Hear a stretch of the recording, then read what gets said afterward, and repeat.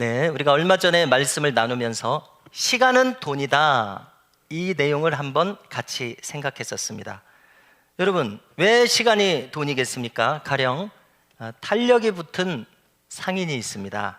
그러면 그 사람은 탄력이 붙은 상황이기 때문에 그가 사용하는 시간마다, 그가 장사하는 시간마다 돈이 될 것입니다.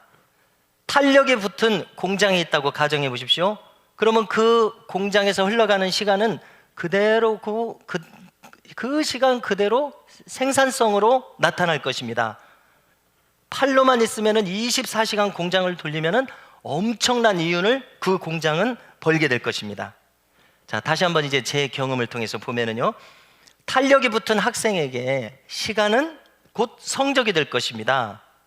공부할 줄 아는 그 길을 뚫은 학생은 그 시간 그대로 자기 실력이 될 것입니다. 탄력이 붙었기 때문에 그가 공부하는 시간들이 고스란히 성적으로 나타날 것입니다. 자기가 외우는 영어 단어가 외우는 족족 자기 마음에 박혀서 잊어버리지 않게 될 것입니다. 수학 문제를 푸는 족족 자기 실력이 되고 시간이 투자한 대로 성적이 나올 것입니다. 그래서 시간이 그에게는 성적일 것입니다. 자, 이제 더 나아가서 우리에게 실제로 필요한 결정적인 것은 무엇인가 하면요, 우리가 깨달은 성도라면 말입니다. 우리가 깨달은 성도라면 이 성도에게는 시간은 곧 하나님께서 칭찬하실 상급이 될 줄로 믿습니다. 깨달은 성도가 사용하는 시간 족족 남기는 달란트가 될 것입니다. 그래서 그는 점점 더 보람을 느낄 것입니다. 점점 더 신앙생활을 신나게 하게 될 것입니다. 왜냐하면 자기가 지금 사용하는 시간마다 상 받을 시간이 된다는 것을 스스로 느끼기 때문에 그가 기쁘지 않을 수가 없습니다. 그래서 우리가 여러 번 반복합니다마는 신앙생활의 기본 원리는 무엇입니까? 받는 자가 더 받는 원리들이라는 것입니다. 가진 자가 더 많이 받는 원리들이라는 것입니다. 쉽게 말해서 은혜를 받은 자가 더 많은 은혜를 받게 되더라는 것입니다. 없는 사람은 계속 없게 되고, 또 없는 사람인데 뒤로 물러서서 침륜에 빠지는 사람이 있을 수가 있어요. 대마처럼. 그런 사람은 자기가 있다고 생각하는 것까지 빼앗기는 것이 신앙생활의 원리라고 예수님이 말씀하셨습니다. 그래서 은혜를 받기 시작하는 사람, 응답을 받기 시작하는 사람, 이 믿음의 맛을 보기 시작한 사람은 점점 더 이것이 확장됩니다. 점점 더 잘 됩니다. 점점 더 복됩니다. 이렇게 되도록 되어 있습니다. 믿으십니까? 할렐루야. 왜냐하면 우리는 그냥 사는 것이 아니라 저 완성된 천국과 내가 연결되어 있습니다. 그래서 흔히 말하듯이 우리의 신앙의 싸움은 승리가 보장되어 있다고 하지 않습니까? 그러니까 이제 아까도 이야기했지만 이것을 얼마나 절실하게 믿으면은 아까 피종진 목사님, 신영규 목사님이 백구두에다가 이렇게 흰 옷으로, 이미 그분들은 저 세상 사람들이 지금 생각해보니까 천국에 가 있어요. 이런 큰 확신 속에서 이미 얻은 승리에서 살아가니 어찌 힘이 빠지겠습니까? 어찌 그 낙심이 진정한 낙심이 되겠습니까? 천국의 승리를 맛보고 알고 깨달은 사람은 낙심을 하긴 할 수가 있겠죠. 걸림돌에 걸려서 넘어질 수는 있겠죠. 그러나 완전히 낙심하는 것은 불가능하다고 저는 생각합니다. 어떻게 생각하십니까? 왜냐하면 저 천국이 내 마음속에 흔들림 없이 들어와 있기 때문에 그렇습니다. 그래서 히브리서 11장에 수많은 믿음의 선진들에 대해서 뭐라고 얘기했습니까? 이 사람들은 세상에 감당치 못하는 사람들이라고 했습니다. 우리와 세상의 관계가 이렇게 설정이 되어서 우리가 믿음으로 사는 것이 세상이 우리를 감당할 수 없는, 우리를 쉽게 말해서 이해할 수 없는 사람이라는 뜻이겠죠. 이와 같은 믿음의 세계로 들어갈 수 있기를 주님의 이름으로 축복합니다. 그러면 우리가 왜 세월을 아껴야 하는지 몇 가지를 살펴보겠습니다. 자, 첫 번째로 한번 따라서 하시겠습니다. 지나간 시간은 돌이키지 못한다. 당연합니다. 성경적인 관점에서 우리에게 지나간 시간은 이미 평가가 끝나버렸습니다. 자, 우리가 지금까지 살다 보면은 거의 예외 없이 누구나 사람은 후회스러운 시간이 있을 수밖에 없습니다. 그래서 내가 만약에 그때 그런 선택을 하지 않았더라면, 쉽게 말해서 내가 그때 혈기를 내지 않았더라면, 그리고 그때 스쳐 지나간 기회를 내가 잡았더라면, 또 나아가서 내가 그때 자존심을 그때 꺾었었더라면 하는 그런 시간들이 아마 있으실 것입니다. 그렇지만 안타깝게도 한 번 지나간 시간은 돌이킬 수가 없습니다. 예를 들어서 지난 성탄절에 우리 어린이들이 성탄절 특별 순서로 찬양 율동을 하도록 했습니다. 그때 제가 이 멘트를 하나 했는데요, 기억하십니까? 이 시간은 다시는 오지 않는 시간이라고 아이들을 향해서 제가 이야기했었습니다. 여러분 한번 생각해 보십시오. 아동부는 6학년까지 있으니까 가령 성탄절 이런 발표하는 것을 6번 할 수 있습니다. 자기 일생 동안. 중고등부도 3년, 6년 동안 할 수 있습니다. 자, 그런데 그 시간은 한 번 지나가면 다시는 이렇게 못합니다. 자, 6번도 많은 것 같아도 1학년 때 성탄절은 그 해 한 번밖에 없습니다. 이렇게 생각해 보면요, 2번 다시 오지 않는 시간입니다. 그래서 그때 내가 바로 이 자리에 내가 있어야 하는 겁니다. 여러분, 만약에 우리 어린이들이, 청소년들이 그때 이 자리에 없었습니다. 그러면 어떻게 되었을까요?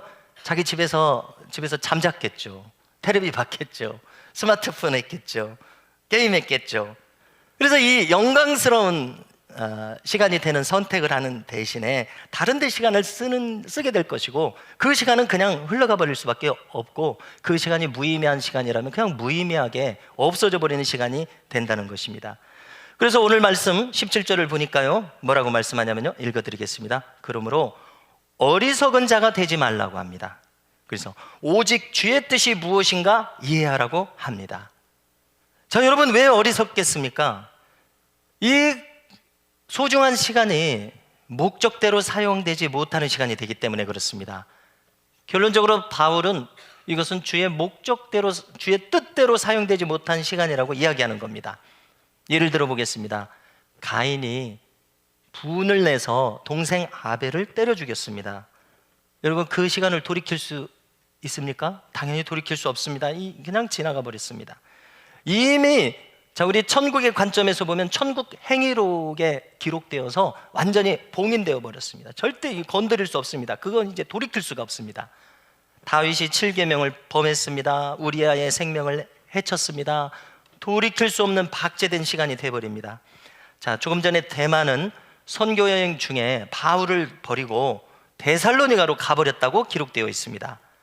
어쩌면 그는 다시 돌아왔을 수가 있는데 성경에 기록되어 있지는 않지만, 돌아왔다면은 그는 그 바르게 사용되지 못한 시간들, 그 낙심했던 시간들을 땅을 치고 아마 후회했을 것이라고 생각합니다. 그래서 바울은 이 모든 그릇된 선택들이 어리석다고 이야기하는 겁니다. 하나님의 뜻을 깨닫지 못했을 때의 선택이라는 것입니다. 그리고 이것들은 돌이킬 수가 없습니다. 그리고 이미 평가가 끝난 것들입니다. 그래서 이렇게 생각해 보면은 얼마나 이것이 심각한 것입니까? 우리에게 적용시켜 보면은 우리가 과거에 사용된 시간들이 천국에 그대로 박제가 되어 있습니다. 이것이 성경이 가리키는 것 아닙니까? 누가 부인할 수 있습니까?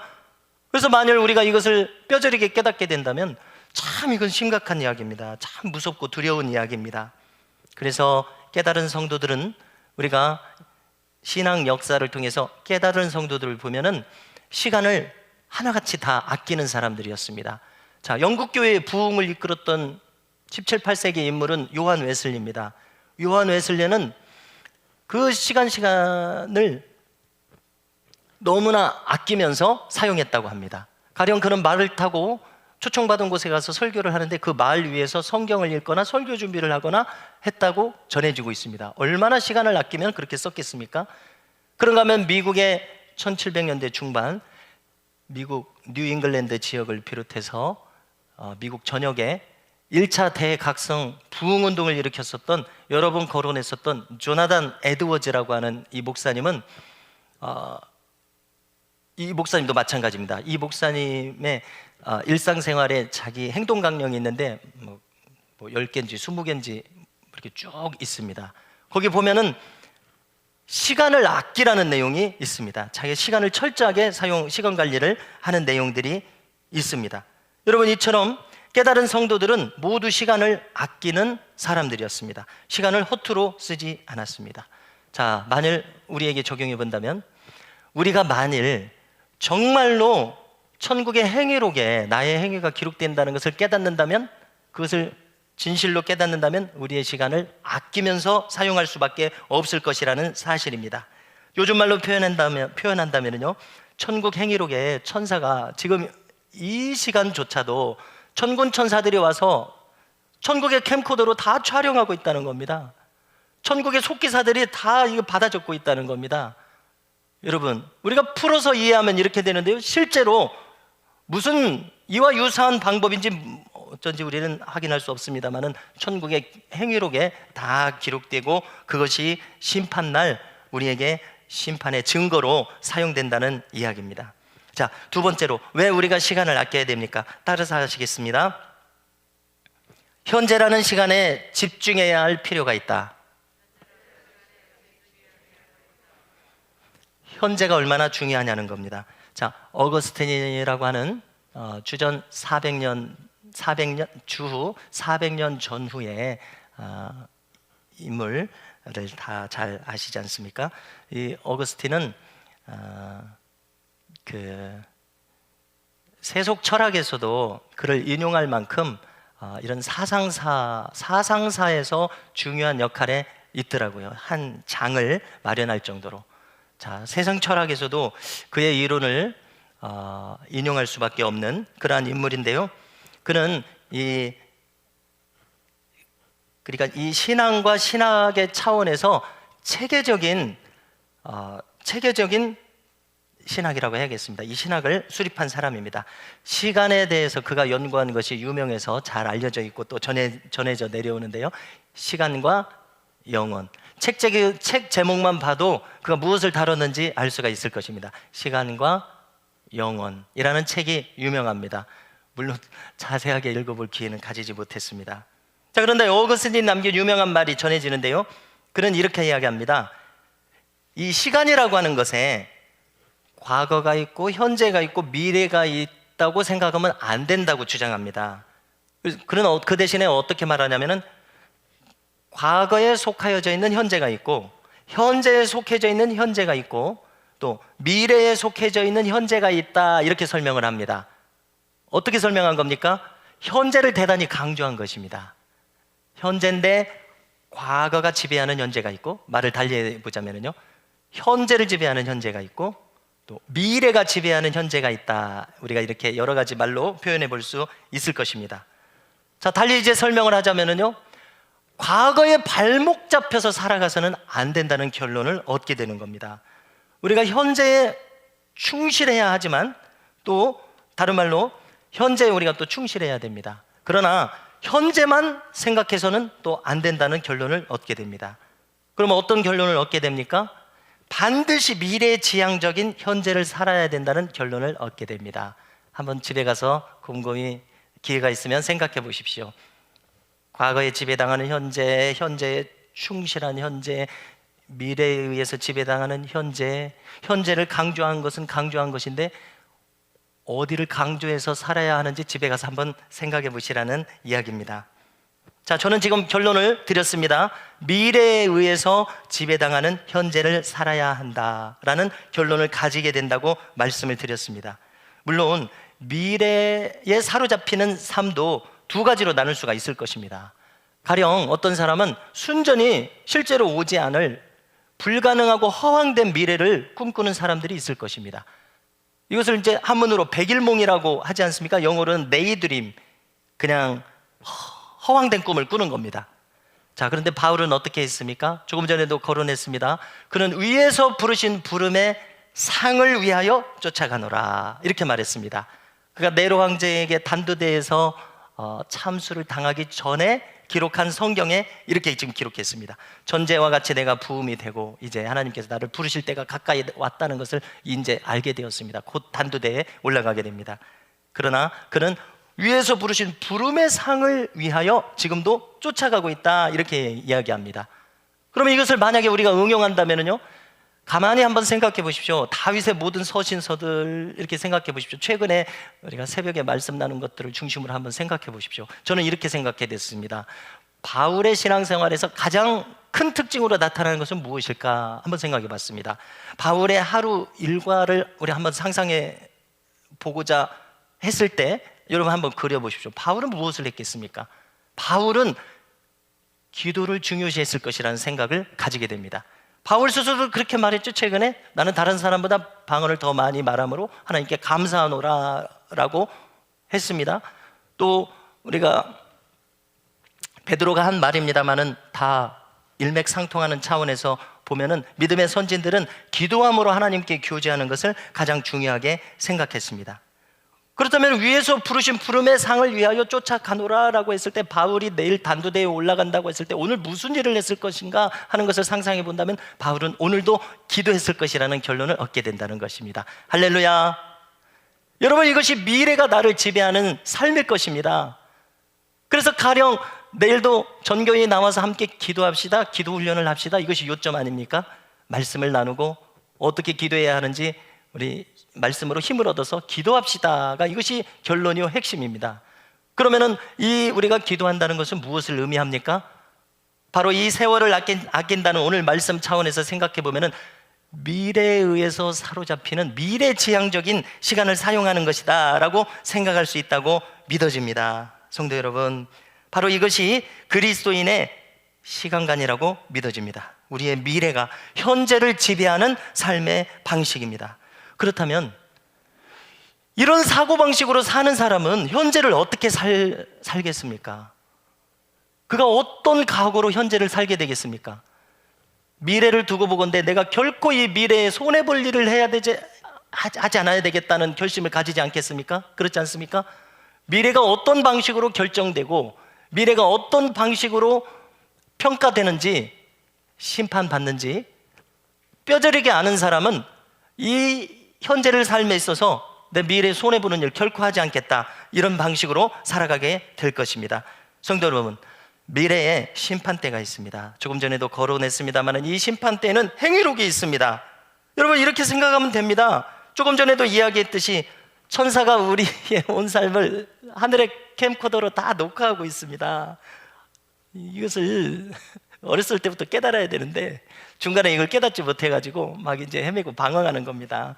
시간을 대단히 낭비하면서 사는 겁니다. 만약에 이 한 가지만 깨닫더라도 여러분, 우리는 시간을 허투루 쓰지 않을 것이라고 믿어집니다. 자, 예수님께서 하신 말씀 중에 심판날 너희가 무슨 무익한 말을 하든지 그 말대로 심판받으리라고 말씀하셨습니다. 예수님 직접 하신 말씀입니다. 여러분, 우리가 상상할 수 있는 것은 우리가 하는 말을 한번 녹음해서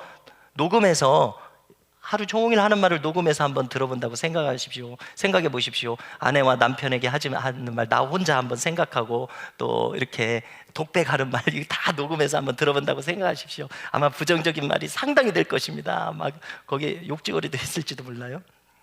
여러분, 무슨 무익한 말을 하든지 다 심판날 너희가 말한 대로 심판받을 것이다, 예수님이 이렇게 말씀하셨는데요, 이것을 뼈저리게 한다면 우리는 다르게 생각하고 다르게 말하고 살아갈 수밖에 없을 것이라는 겁니다. 자, 세 번째로, 텅 빈 시간은 낭비되는 시간이다. 자, 오늘 말씀에 술 취하지 말라, 이는 방탕한 것이니 너희는 오직 성령의 충만함을 받으라 라는 말씀이 이어지고 있습니다. 신기하게도 술 취하는 것과 성령 충만한 것을 맞상대로 대조시키고 있습니다. 자, 흔히 말하듯이 술 취하는 것과 성령 충만한 것이 비슷하다고들 이야기하지 않습니까? 가령 어떤 사람이 이제 술에 대해서 생각해 보면은요, 자, 처음에는 내가 술을 마실 것입니다. 그 다음에 이제 술을 마시는 단계로 들어갈 것입니다. 그 다음 단계는 술이 나를 마시는 단계로 들어갈 것입니다. 자, 그러면 그렇다고 치고요, 성령 충만한 사람은 기도하는 사람일 것이니까 기도를 한번 생각해 보겠습니다. 처음에는 내가 기도를 할 것입니다. 그 다음에는 기도에 젖어들어서 기도가 기도를 이끌어가는 단계로 들어갈 것입니다. 그 다음에는 어떤 단계가 되겠습니까? 기도가 나를 사로잡아서 내가 기도에 확 파묻혀서 기도가 나를 이끌어가는 단계로 될 것입니다. 이렇게 해서 설명하다 보면 술 취함과 성령 충만이 비슷합니다. 모양과 형태는 비슷하지만 그 내용과 결과는 천지 차이로 다른 것을 알 수 있습니다. 술 취한 시간은 세상 사람들이, 많은 사람들이 그렇게 하듯이 이 시간은 낭비된 시간입니다. 텅 빈 시간입니다. 무의미한 시간입니다. 유익하지 않습니다. 그리고 우리가 살아가는 방식 속에서 어떤 사람은 남의 시간을 빼앗습니다. 별것 아닌 대화를 나눈다면 그 시간의 가치를 아는 사람은 이분하고 지금 대화한 것은 내가 지금 시간 낭비했다고 생각할 것입니다. 아깝게 생각할 것입니다. 그런가 하면은 우리는 안타깝게도 많은 잘못된 습관에 빠져 있기가 쉽습니다. 현대사회는 얼마나 많은 중독거리가 우리 앞에 놓여져 있는지 모르겠습니다. 특히 우리가 어린이들, 청소년들, 청년들을 생각할 때 과거 어르신들이나 적어도 저희 세대가 살았던 방식과는 천양지차로 다릅니다. 우리는 자연에 파묻혀서 살았습니다. 논두렁 밭두렁 다니면서 살았습니다. 시냇물 졸졸졸 소리 들으면서 살았습니다. 파란 하늘 많이 쳐다보면서 살았습니다. 그러나 오늘날의 아이들은 손안에 있는 핸드폰, 이 영상에 사로잡혀서 노출되어서 살아가고 있습니다. 오늘날의 아이들이 믿음을 가지기에 더 불리한 세상을 살아가고 있음을 우리가 경험하고 있습니다. 할리우드의 배우들은, 어떤 배우들은 자기 자식들에게 핸드폰을 사주지 않는다고 합니다. 돈이 없어서 안 사주는 것이 아닙니다. 왜 안 사주겠습니까? 이것을 애들 손에 쥐어줬다가는 그날로 애들을 망친다는 것을 자기들 경험을 통해서 알기 때문에 그렇게 했을 것입니다. 핸드폰을 만든 스티브 잡스, 자기가 이게 정확한 정보인지 모르겠습니다. 스티브 잡스가 아이가 있습니까? 나중에 찾아보겠습니다. 주지 않는다는 이야기를 들은 것 같습니다. 성도 여러분, 만일 제가 젊은 부부들에게나 이 결혼 준비 세미나를 한다면은 반드시 이 차원을 경험적으로 거론하고 싶은 마음이 있습니다. 뭐냐면은 아예 초장부터 확실한 대책을 마련해야 된다는 겁니다. 일단 아이들에게 핸드폰을 손에 쥐어주면 끝납니다. 자, 여기서 이 중요한 선택을 해야 되는데요, 세상 흐름에 따라서 쥐어주느냐 그렇지 않느냐의 기로에 있는데요, 일단 쥐어주면은 통제할 방법이 없어진다는 것을 경험적으로 경험하게 되는 겁니다.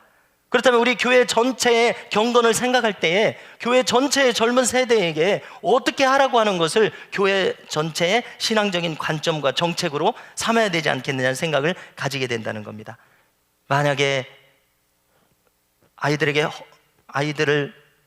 허점을 내주어 버린다면 우리 아이들을 세속 문화에 다 빼앗겨 버릴 수밖에 없기 때문에 그렇습니다.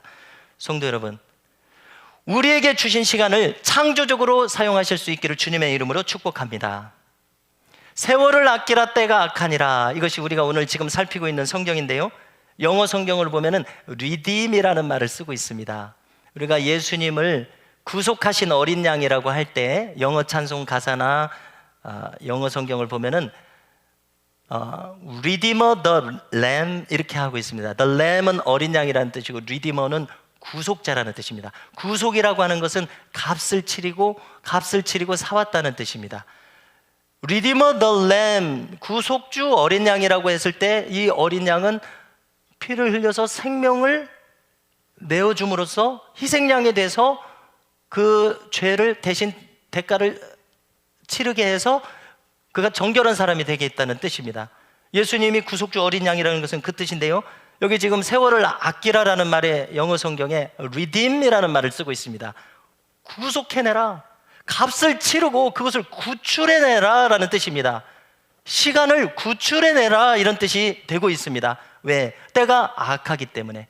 그러므로 성도 여러분, 우리의 시간이 텅 빈 시간이나 허비되거나 낭비되는 시간이 아니라 구원받는 시간이 되게 하라는 명령을 우리가 지금 듣고 있습니다. 할렐루야. 성도 여러분, 이것을 우리 교회 전체에 적용해서 다시 한번 결론을 내리겠습니다. 우리는 내일 신년 특별 새벽 기도회를 하게 됩니다.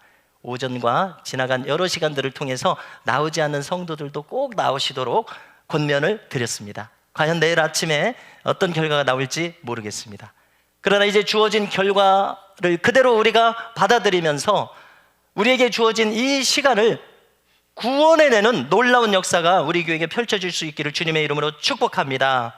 왜냐하면 세월이 악하기 때문입니다. 보다 많은 분들, 보다 많은 어린이와 청소년들에게 구속된 시간이 될 수 있는 은혜가 우리 모두에게 있기를 주님의 이름으로 축복합니다.